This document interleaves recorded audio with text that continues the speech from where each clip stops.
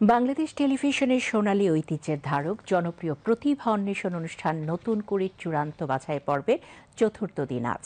সারা দেশ থেকে আসা ক্ষুদে স্বপ্নবাজদের গান, নাচ, অভিনয় আর আবৃত্তিতে প্রতিযোগিতায় এখন উৎসবের আমেজ। বিস্তারিত জানাচ্ছেন শবনা স্মৃতি।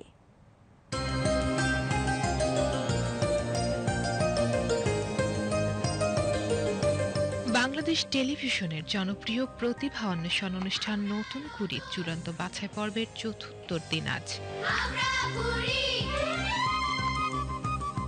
বাংলাদেশ টেলিভিশন রামপুরা ঢাকায় চূড়ান্ত পর্যায়ে অনুষ্ঠিত হচ্ছে। বিভাগীয় বাছাইয়ে প্রতি শাখার প্রতি বিষয়ে সর্বোচ্চ নম্বর প্রাপ্ত 5 জন করে প্রতিযোগী এ পর্বে অংশগ্রহণ করছে।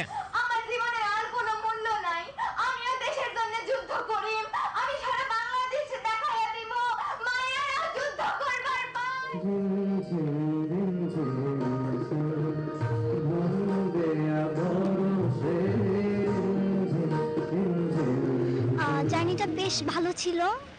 এখানে আসতে পেরে আমি খুবই আনন্দিত। আর প্রথমবার হিসেবে আমি যে এই পর্যন্ত আসতে পেরেছি, এটা সত্যি আমার জন্য খুব গর্বের একটি বিষয়। বিচারকরা আমাকে অনেক ভালো বলেছে এবং আমার জন্য অনেক দোয়া করেছে। এই কারণে আমি এই চূড়ান্ত পর্যায়ে পর্যন্ত আসতে পেরেছি আর আমার এখানে এসে অনেক ভালো লাগছে। আমার কাছে সব ভালো লাগছে। আমি বিভাগীয় পর্যায়ে দুটি বিষয়ে অংশগ্রহণ করে একটিতে আসতে পেরেছি। আমি গল্প বলা বিষয়ে এসেছি। আমার জার্নিটা খুবই চমৎকার ছিল, কারণ তারা আমার কিছু সংখ্যক ভুল ধরেছে এবং সেগুলো আমি শুধরে নেওয়ার চেষ্টা করেছি এবং আগামীতে ভালো হবে এটাই প্রত্যাশা। যেহেতু এতগুলো রাউন্ড কষ্ট করে পার হয়ে এসেছি, ইনশাল্লাহ ভালো কিছু হবে। বয়সভিত্তিক দুটি শাখায় ক বিভাগ 6 থেকে 11 বছরের নিচে এবং খ বিভাগ 11 থেকে 15 বছর বয়সী ছেলেমেয়েরা অংশ নিচ্ছে। চূড়ান্ত বাছাই পর্বে সকাল থেকে টেলিভিশন কেন্দ্র মুখরিত হয়ে ওঠে অংশগ্রহণকারী শিশু কিশোর ও তাদের অভিভাবকদের পদচারণায়। আমি যেমন আমার বাচ্চাকে নিয়ে এসেছি, এখানে অ্যাটেন্ড করিয়েছি, এরকম প্রতিটা গার্জিয়ান যেন সাংস্কৃতিক মনা হয়। আর বাচ্চারা সাংস্কৃতিক মনা হলেই তারা ভালো মানুষ, লেখাপড়ার পাশাপাশি ভালো মনের মানুষ বা বড় মানুষ হিসাবে তারা তৈরি হবে। আমার মেয়ে লোকসঙ্গীতে আজকে এখানে এসে আজকে সে প্রতিদ্বন্দ্বিতা করবে, আশা করি ভালো কিছু হবে। এবারে প্রতিযোগিতায় অভিনয়, আবৃত্তি, গল্প বলা, কৌতুক, সাধারণ ও উচ্চাঙ্গ নৃত্য, দেশাত্মবোধক ও আধুনিক গান, নজরুল ও রবীন্দ্রসঙ্গীত, লোকসঙ্গীত, হামনাদ সহ মোট 9টি বিষয়ে প্রতিযোগিতা হচ্ছে। প্রতিযোগীদের স্বতঃস্ফূর্ত অংশগ্রহণ বিচারকদের মাতিয়ে রাখছেন।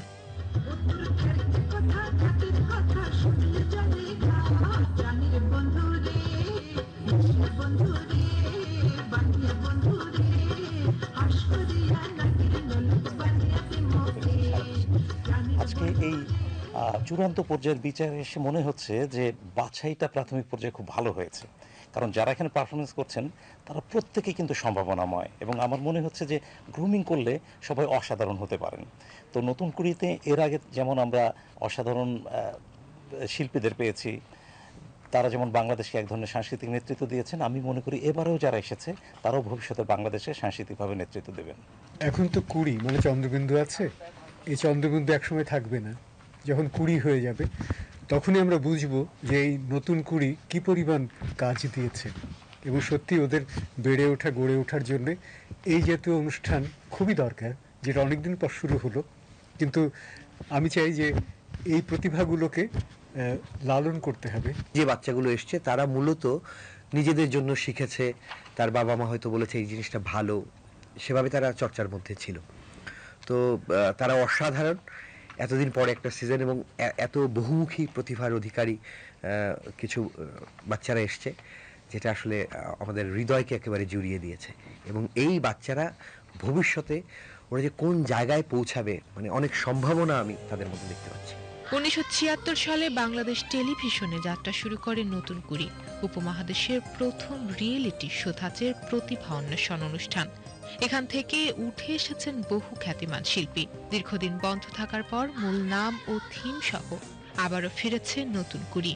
প্রতিভা জন্ম নেয় ঘরে ঘরে, আর সেটি পরিচর্যায় শুধু দরকার একটি সঠিক মঞ্চের, আর সে মঞ্চের নাম নতুন কুড়ি। কারণ প্রত্যেকেই আশাবাদী নতুন কুড়ির মঞ্চ থেকেই তারা এগিয়ে যাবে অনেক দূর। শবনা স্মৃতি, বিটিভি নিউজ, ঢাকা।